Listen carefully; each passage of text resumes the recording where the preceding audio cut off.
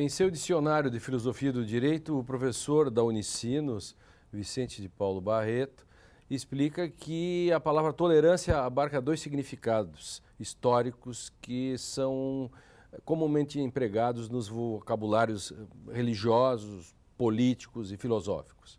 Num primeiro momento, indica a ausência de repressão e remete à tradição religiosa, na qual a autoridade política professa determinada crença, porém, tolera práticas ou opiniões religiosas diferentes. Todavia, a partir do Estado moderno e da Reforma Protestante, a palavra tolerância ganhou um sentido político e social mais abrangente, passando a determinar a atitude de autoridades ou de pessoas que se abstêm de condenar opiniões e comportamentos diversos dos próprios. Como a literatura trata o problema da tolerância e como o direito lida com ela? Estas e outras questões pautam o programa de hoje. Fique com a gente porque o Direito e Literatura está começando agora.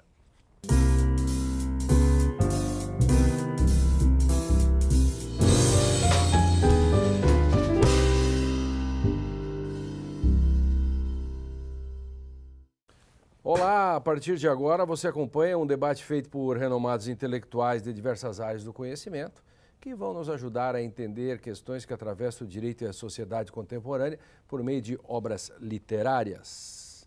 No Direito e Literatura de hoje, que tem o apoio do Programa de Pós-Graduação em Direito da Unicinos, vamos abordar o tema tolerância. E para isso recebemos no estúdio Drayton Gonzaga de Souza, professor de Filosofia da PUC, Sérgio Gonzaga, professor de Letras da URGS e Mário Flávio, filósofo e psicanalista. Sejam bem-vindos. E vou começar com o Drayton, no meio. Eu trouxe hoje um texto curto do dramaturgo alemão Bertolt Brecht. Na verdade, é uma carta aberta a escritores e artistas alemães, de 1951.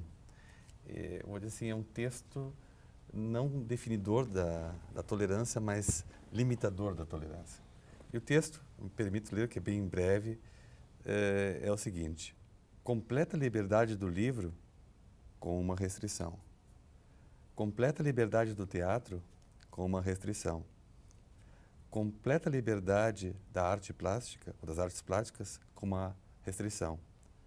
Completa liberdade da música com uma restrição. Completa liberdade do filme com uma restrição.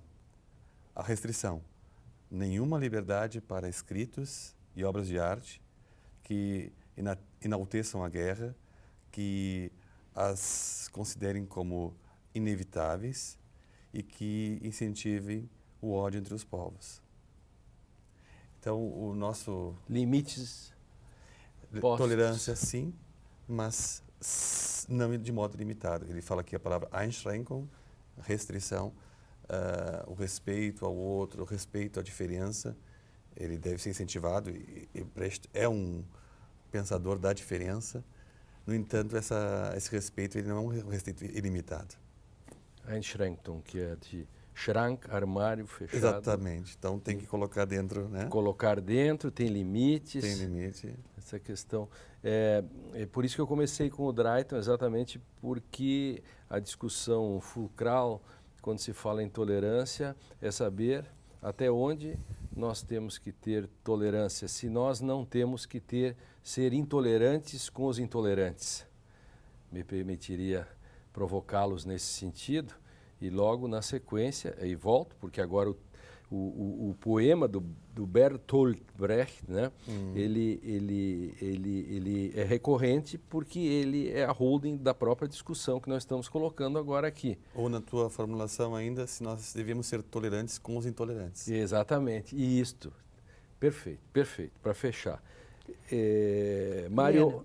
Eu trouxe um clássico do teatro alemão, que é Nathan, o Sábio, de Lessing, que é uma peça do fim da vida de Lessing, que ele publica em 1779, e que trata, então, o Nathan é um judeu, né, e trata da discriminação do judeu, e, na realidade, o centro da peça é a chamada novela, o conto dos Três Anéis, que ele vai tirar do Decameron de Boccaccio, né? Salamino quer o dinheiro do judeu, né, de Natan, mas não quer tirar pela força. Salamino, ele fez muitas guerras, o sultão, né, está arrasado economicamente, precisa de grana, e chama o Natan e coloca uma pergunta. Das três religiões, qual é a verdadeira? O judaísmo, o islamismo ou o cristianismo?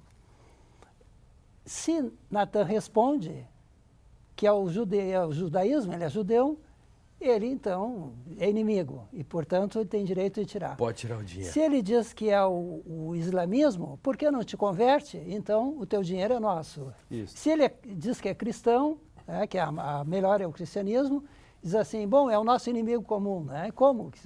Bom, então ele não responde e conta a fábula dos Três Anéis.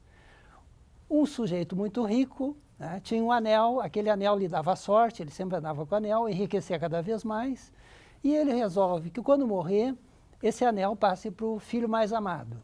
E assim passa de geração em geração este anel. E quem tem o anel, enriquece mais. Até que um que ganhou o anel tem 3 filhos, ama os 3 de igual modo e está no dilema. Se dá para um, ele é injusto com os outros. Então, antes de morrer, ele chama seu ourives e diz, me faça 2 anéis exatamente iguais. Então, no leito de morte, chama um filho, lhe dá um anel. Chama o segundo, lhe dá o mesmo anel. O mesmo, né? Quer dizer, igual. Chama o terceiro, dá o mesmo anel. Morre. E aí o que acontece? Cada um deles diz, eu tenho o verdadeiro anel. Portanto, todos os bens cabem a mim. E eles começam a brigar entre si. Qual deles teria o anel verdadeiro? E aí vem a discussão. Quem teria o anel verdadeiro seria aquele que fosse capaz de amar os outros, de etc, etc. Isso. A tolerância, quem então, fosse tolerante. Há uma intolerância entre essas 3 religiões, irmãs, filhos oriundas da mesma cepa, né? Monoteístas, e aí está a intolerância. Perfeito. Que graçou a história do Ocidente e perdura até hoje. Perdura e a olhos vistos. Já voltaremos ao assunto. Sérgio. Pois é, eu ouvi com muito gosto. Na verdade, a literatura ela não lida tanto com a tolerância, é mais uma aspiração, porque como ela sempre lida com a vida problemática, é mais com a intolerância mesmo que ela lida. Eu apenas faria aqui, acho que assim, no campo artístico, faria uma ressalva antes de entrar mesmo no assunto, no campo artístico, eu acho que não, ao contrário do Brecht, eu acho que qualquer obra deve existir. Né? Acho que, por exemplo, deve-se publicar a Minha Luta, do Hitler, para combatê-la exatamente enquanto obra, enquanto livro, enquanto ideias, né? Senão, não poderíamos ler, por exemplo, Céline, né? Cujo Viagem ao Fundo da Noite, que é um dos romances clássicos do século XX, é um romance que tem...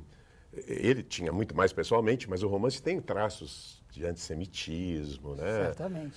Ou livros que são elitistas, ou livros que trazem algum tipo de filosofia com a qual não concordemos, né? O próprio Brecht não deixa de ter algumas peças que são, na verdade, celebrações do regime comunista, né? Que deu no que deu, né? Então, no campo artístico, eu acho que isso é um outro assunto. Mas eu trouxe aqui também, na questão da tolerância e da intolerância, um livro que eu acho espetacular, ganhou o prêmio Goncourt, é um livro que vendeu na França mais de 1 milhão de exemplares já, que é um livrão de 900 páginas, né? Mas eu não sei se li no século XXI algum livro escrito no século XXI tão poderoso, tão arrasador quanto este aqui. Porque a ideia do autor, que por sinal é um jovem de origem judia, é escrever um romance a partir da perspectiva de um oficial da SS, aquelas tropas de extermínio, mas não apenas como um homem brutal, como essas visões que temos de homens, né, disformes, desviados do bem, em última análise, mas como um intelectual. Como um intelectual, e havia intelectuais na SS, pode ir criando, ir se adequando a um regime da mais absoluta intolerância, da intolerância, digamos, limite, né, que passa pelo assassinato, pelo crime que ele vai se meter. Eu considero esse um livro magnífico, né? Porque é exatamente o estudo de como uma alma, digamos, se torna plenamente intolerante. E sempre me parece que a intolerância se dá em termos de ideias, sistemas ou ideias fragmentárias ou sistemas, né? As ideias parece que são a essência da intolerância. Pois esse é um dos grandes livros, né? Nós chegamos a fazer um programa solo na fase anterior do Direito e Literatura só sobre o Lytton, né? Das benevolentes, né? Da trajetória desse oficial, enfim, de como pode ser lido ele, né, de vários modos. Por exemplo, um deles é para discutir essa questão da tolerância, né? Então, a partir dos textos que foram trazidos, o Drayton nos dá a oportunidade, claro que os outros dois textos também, para discutir com o adendo que faz o Sérgio, sobre a questão da tolerância, né? Em face, por exemplo, a liberdade de escrever com restrição, liberdade de dizer com restrição, quer dizer, não exaltar a guerra, não exaltar o ódio, etc, etc. O Sérgio já acha que, por exemplo, para combater os que exaltam, é melhor enfrentá-los em campo aberto. Seria isso, Sérgio? Claro, e porque também a obra de arte ela tem suas leis próprias, né? Ela não... digamos, os aspectos morais, sociológicos ou filosóficos são, na verdade, secundários. Ela tem suas leis próprias, porque eu tenho, por exemplo, um poema maravilhoso do Marinetti, que é um poema de exaltação à guerra. E aí?